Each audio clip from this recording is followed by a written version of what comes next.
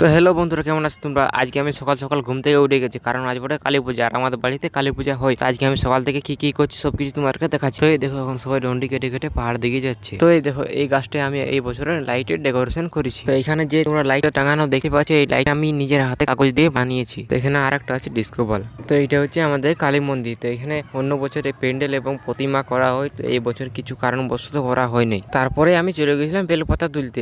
দেখো আমি এখন বেলপাতা তুলতে, দেখো তোমরা দেখতেই পাচ্ছ কতগুলো আমি বেলপাতা তুলে নিয়েছি। তারপরে আমি চলে গেছিলাম ফুল তুলতে। তো দেখতেই পাচ্ছ তোমরা কতগুলো আমি ফুল তুলে নিয়েছি।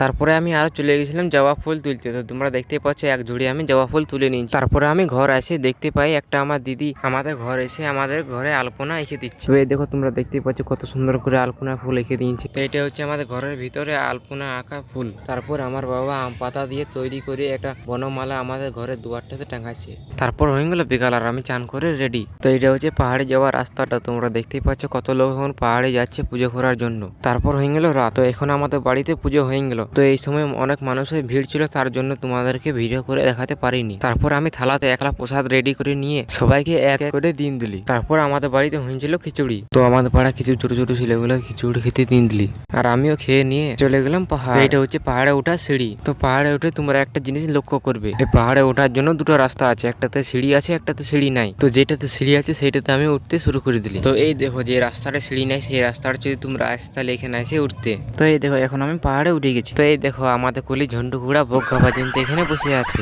তো এটা হচ্ছে মা দক্ষিণ কালীর মন্দির। তো এই দেখো, এখনো পূজা শেষ হয়নি, এখনো পূজা হচ্ছে। তো এখানে আরো অনেক মানুষের ভিড় ছিল, কিন্তু এখন অনেক ভিড় কমে গেছে, কারণ আমি অনেক রাত করে এসেছি, তার জন্য তোমাদেরকে দেখাতে পারিনি। তো এই দেখো মা দক্ষিণ কালীর মূর্তিটা, অনেক ভিড় আছে, তার জন্য তোমাদেরকে ভালো করে দেখাতে পাচ্ছি না। তো এই দেখো পাঠা ভেড়া অনেকে মানুষ এনেছে বলি দেওয়ার জন্য। তো এই দেখো পাহাড় থেকে রাতের ভিউটা। তো এখানে আমি পাঠা বলি তোমাদেরকে দেখাতে পারলাম না, কারণ এখানে পাঠা বলি ভিডিও করা নিষেধ আছে। তারপর আমি সিঁড়ি দিয়ে নিচে নামতে শুরু করে দিলি। তো এবার আমি যে রাস্তার সিঁড়ি নেই সেই রাস্তাটা হয়ে নামছি। তো এখন আমি যাচ্ছি ঘর। তো আজকের মিনি ব্লগটা এত দূর পর্যন্ত কেমন লাগলো আশা করি সবাই ভালো লেগেছে, আর ভালো লাগলে লাইক কমেন্ট শেয়ার করে দিবে।